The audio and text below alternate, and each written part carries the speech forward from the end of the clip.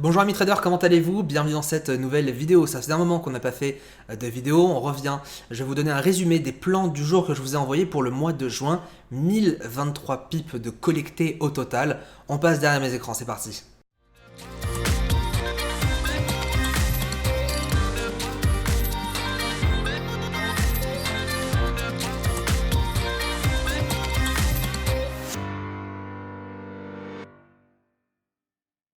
Plan du jour du coup du mois de juin, sur ces plans du jour on est à peu près à 1023 pips. Alors les plans du jour qu'est-ce que c'est?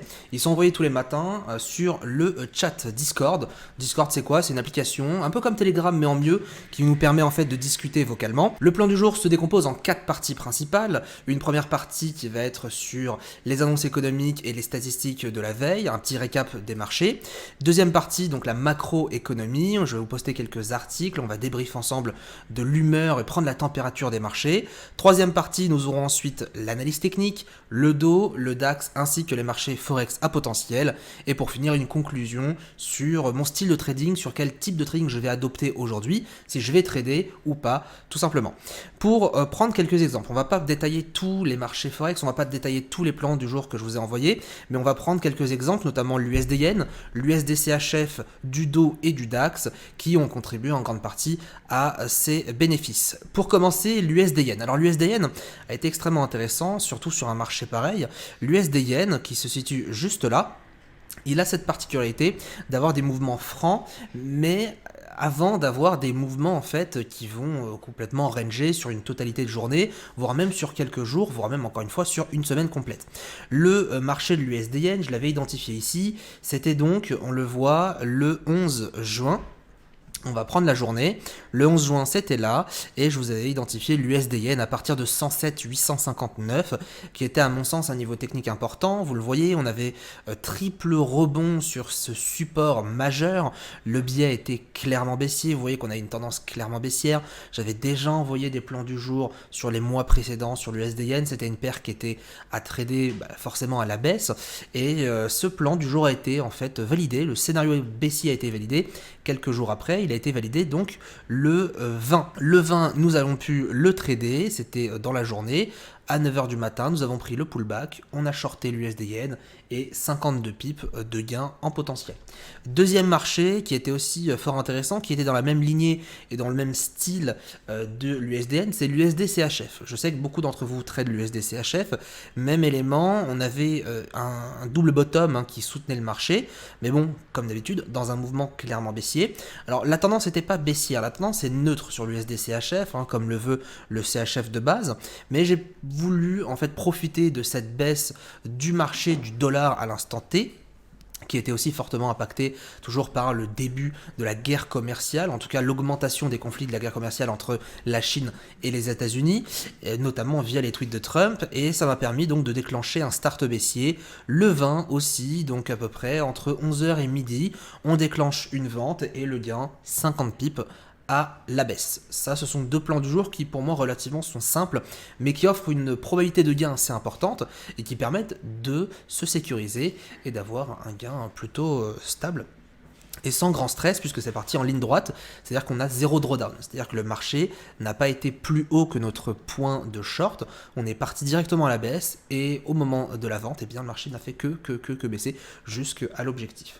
Troisième plan du jour que nous allons voir ensemble, c'est le marché du GBP Yen. Alors le marché du GBP Yen, juste ici, le GBP Yen nous a donné 110 pips de gain, c'était le 17,06. On va regarder comme d'habitude sur le Discord, le 17,06, on va voir, on voit qu'il y a pas mal de plans puisque je partage tous les matins.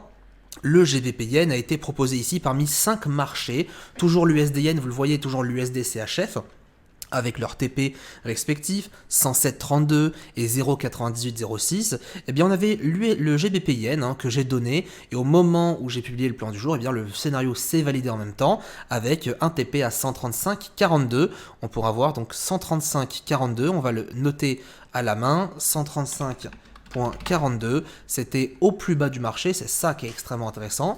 un short à prendre le soir pour le conserver le lendemain matin et qui nous donne donc une position de 110 pips de gain. Même scénario, le mouvement était clairement baissier. Sur le GBP-Yen, on était déjà sur une baisse depuis mars, avril et mai. Donc juin était la continuité du mouvement. J'ai repéré un range qui ne voulait pas vraiment céder juste ici, un petit range le 31 mars jusqu'au 4 juin. Il a été cassé à la hausse. Moi j'estimais qu'il y avait toujours un potentiel baissier là-dessus. Ce sont des petites configurations que j'aime énormément, des configurations que j'estime qui ont des potentiels de probabilité assez élevés, donc j'hésite pas, j'en profite. Pour ma part, j'ai pris le trade le lendemain à 15h pour pouvoir laisser un petit peu le marché respirer de manière à pouvoir encore une fois augmenter la probabilité de gain. Le marché est parti directement dans sa ligne de TP à quelques pips près. On peut voir d'ailleurs que le marché a rebondi à 3,7 pips près, ce qui était vraiment très proche. On prend le TP, on met ABE. Si le marché veut aller beaucoup plus loin, eh bien on sera dans tous les cas sécurisé. Mais on avait pris 110 pips, ce qui est quand même très très très confortable. Quatrième position, c'était le marché du DAX, juste avant de vous montrer le dos. Le marché du DAX.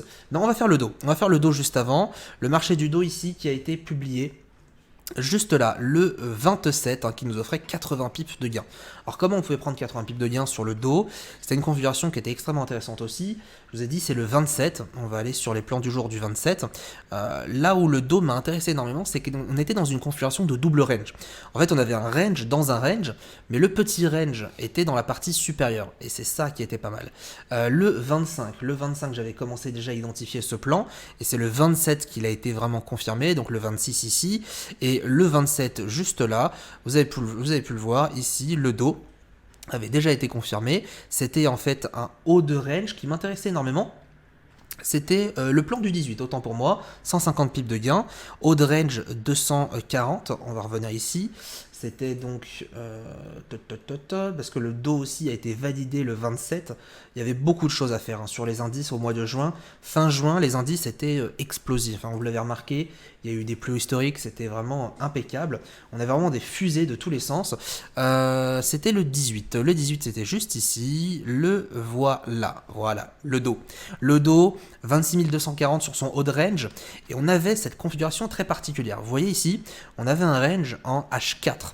Range en H4 qui tenait en haleine les opérateurs dans un biais complètement neutre, avec un fond haussier bien sûr, mais entre mars, avril, mai et juin, sur 4 mois, il y a eu une hésitation complète. Alors, c'est pas pour autant qu'on n'a pas pu le trader, au contraire, mais moi j'ai estimé qu'à partir du moment où on cassait une nouvelle fois le range, c'était terminé, on avait enfin une sortie de range, on avait déjà une fausse sortie de range entre avril et mai qui tentait de faire son plus haut, le marché n'a pas voulu progresser plus, revient dans son range, le réintègre, et c'est là qu'on repart. Cette configuration est très intéressante parce que vous le voyez, on avait un petit range dans un range, mais ce petit range là était dans la partie supérieure, donc si on cassait le petit range, on cassait en même temps le gros range, donc pour moi il y avait une probabilité de gain assez bonne, assez élevée de repartir à la hausse, même si c'était une hausse de 100, 200, 300 pips qu'aurait fait le dos, ou même s'il voulait réintégrer par la suite, au moins on pouvait profiter d'un excès de marché. C'est comme ça qu'en général je traite sur mes scénarios, je profite d'excès de marché.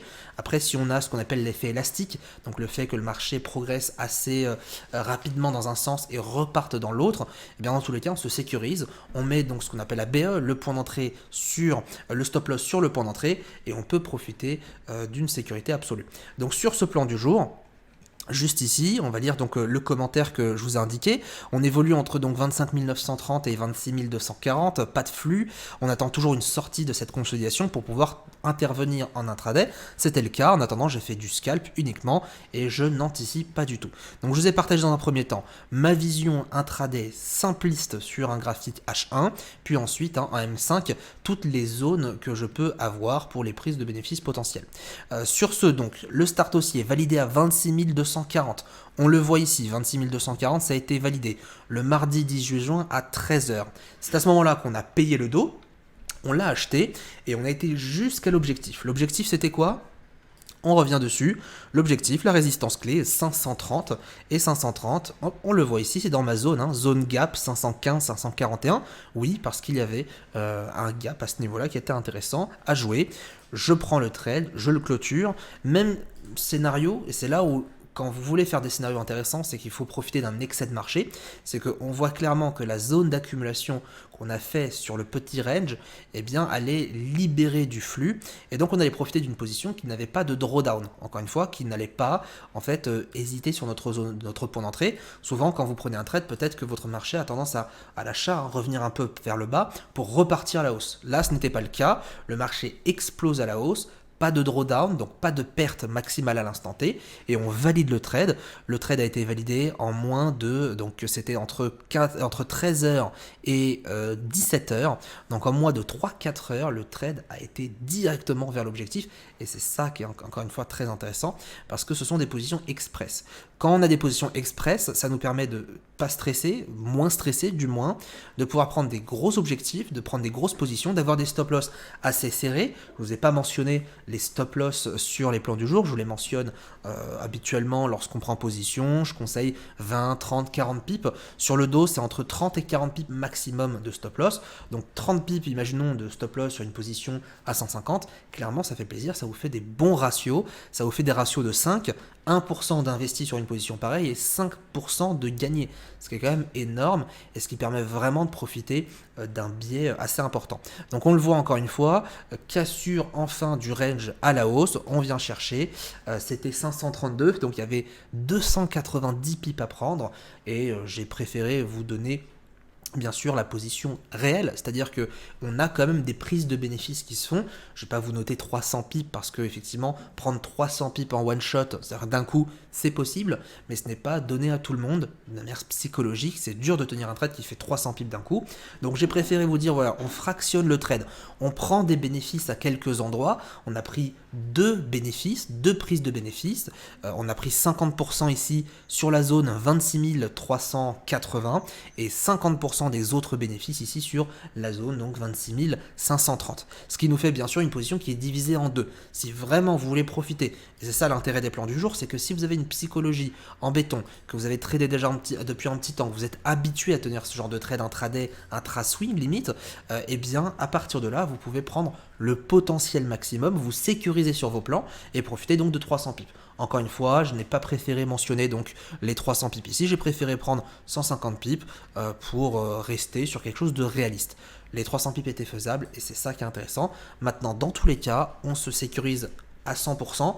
Que vous prenez des bénéfices ou pas, il faut toujours se sécuriser.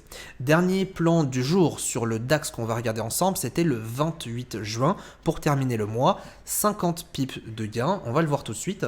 Donc le 28, on va aller donc sur le logiciel, on va aller sur le 28 et vous allez voir un petit peu ce que j'ai commenté ce jour-là. Le 28, donc ça c'est le 27, c'était le lendemain, le 28 le voici, sur le DAX. Donc même plan sur le DAX, ça faisait un petit temps que j'avais le même plan, pas de mouvement intéressant pour l'instant. La hausse est stoppée par une baisse violente qui viendra toucher au pic près les 12 208. Il faut savoir que la veille, j'avais aussi envoyé un plan à l'achat pour la cassure ici de ce niveau 12 305. Ça a été tapé, ça a été aussi gagnant. Je préfère vous donner ce trade là parce qu'il est encore plus intéressant.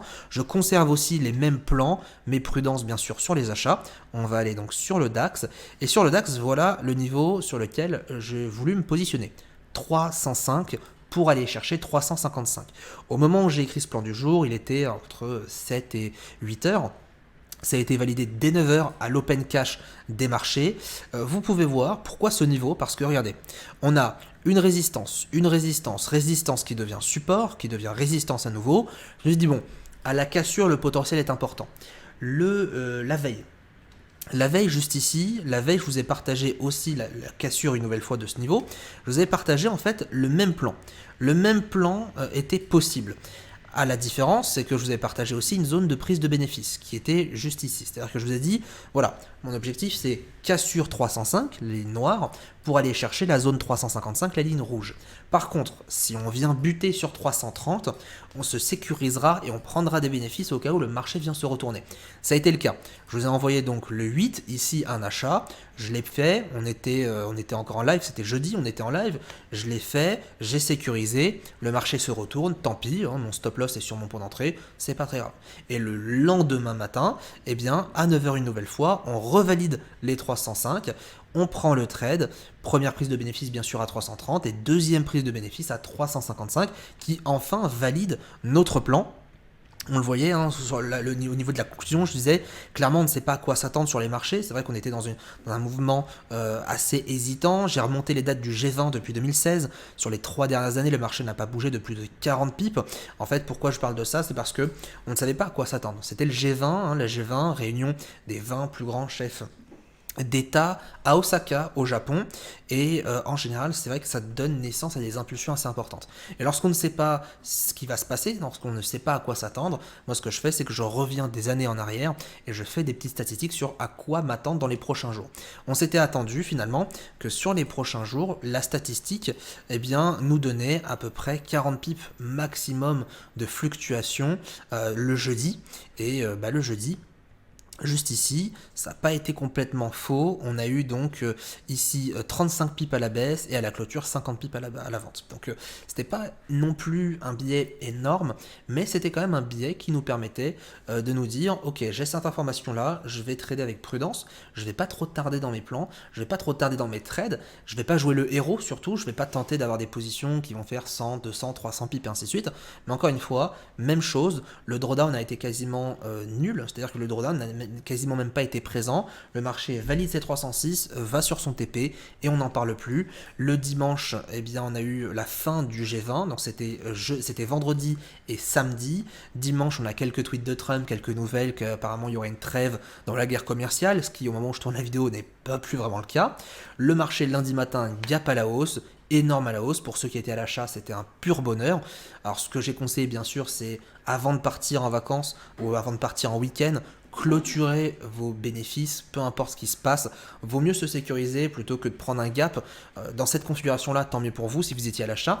Si c'est un gap à la vente, le gap ici a été d'une hauteur de 172 pips. Si vous prenez ce gap-là dans la tronche, dans votre sens, contre vous, croyez-moi que ça peut largement piquer. Donc sur ces plans-là, vous le voyez, on est quand même plutôt bien. On a des bons plans. Les plans, encore une fois, sont envoyés le matin sur le Discord. Si ça vous intéresse de le recevoir, je vous mettrai un lien juste en bas dans la description. Le mois de juillet, au moment où je tourne la vidéo, a été aussi bouclé. Mon objectif, c'est donc 300 pips de gains sur les plans. Tout ce qu'il y a en plus, c'est bien sûr du bonus. L'objectif, encore une fois, c'est aussi de rentabiliser de votre côté votre abonnement et puis de moi pouvoir continuer à trader. Ce qu'il faut savoir, c'est que je fais du scalping et de l'intraday. Scalping, ça va être tous les matins sur le DAX. Intraday, ça va être via ces scénarios-là. Ces scénarios sont très importants parce qu'ils vont me permettre d'éviter de passer trop de temps devant l'écran. Je mets mes alertes en place, vous recevez les alertes lorsque les scénarios se déclenchent, on prend position et puis basta. J'espère que cette vidéo vous aura plu, n'hésitez pas à nous dire qu'est-ce que vous avez fait ce mois-ci, est-ce que vous avez passé un bon mois, est-ce que vous avez été positif ce mois-ci ou négatif, dans tous les cas on peut toujours en tirer des enseignements. Très bonne journée à tous et à très bientôt.